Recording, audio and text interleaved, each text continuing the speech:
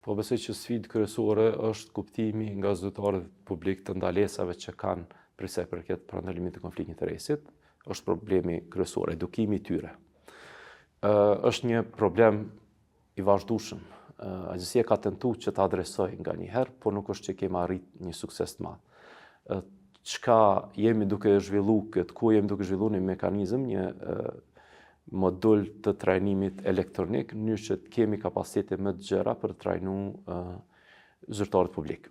Ne kemi tentuar që ta bëjmë të obligueshëm këtë trajnim, sepse besojmë që secili zyrtar publik, jo vetëm në niveli lart, por edhe në niveli më i ulët, sepse edhe ata mund të jenë në konflikt interesi, caktuar në komisione të ndryshme ku përzgjedhen kompani të ndryshme në proceset e nderimit, janë edhe në komisione ku rekrutohet dikush e që mund të jenë në konflikt interesit në këto raste.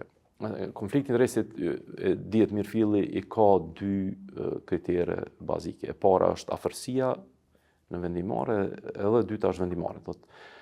Përderisa dy zyrtarë publik nuk ka proces vendimare në mes tyre, atëherë nuk ekziston konflikt interesi. Ata mund të jenë edhe shok, por nuk mund të marrin vendim për shokun e tyre apo familjarin apo partnerin e biznesit apo dikë që janë të afërt. E si të tillë ne nuk kemi arrit ende ta edukojmë zyrtarin publik për këto ndalesa.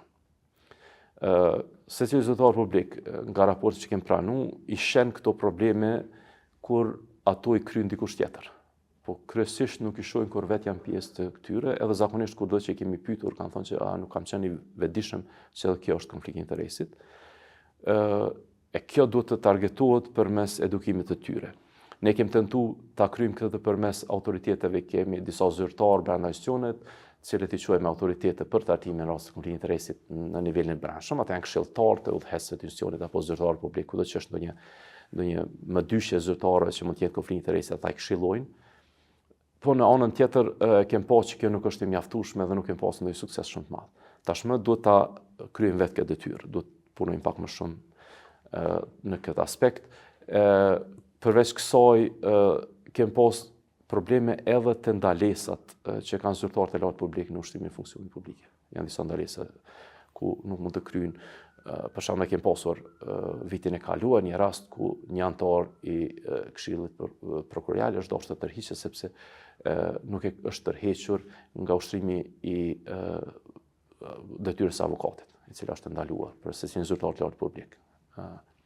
Apo mund të jetë ndalesë është edhe ushtrimi i detyrave të noterit e të përmbarues e tjerë. Do të janë disa ose pozita udhëheqëse ose pozitat e biznesit. Thotë ne nuk kemi arritur si agjenci fillimisht ta edukojmë secilin zyrtar publik për ndalesat. Kemi pasur mjaft shumë sfida, edhe Kosova është edhe territori i lehtë, edhe hapësirë e lehtë sepse jemi vend i vogël, jemi rrit si popullsi mjaft shpejt, do thotë kemi afërsi të gjakut me shumë zyrtarë shumë afër ose kemi shok ose kemi partner biznesi, do thotë ka zyrtarët do të jetë shumë i kujdesshëm sepse është mundësia për të rënë konflikt interesit është jashtëzakonisht e madhe, shumë e madhe se sa një zyrtar publik që ka këtë mundësi në Gjermani, për shembull, ku mundësia për të marrë vendim për të afërmit e tij është shumë e vogël.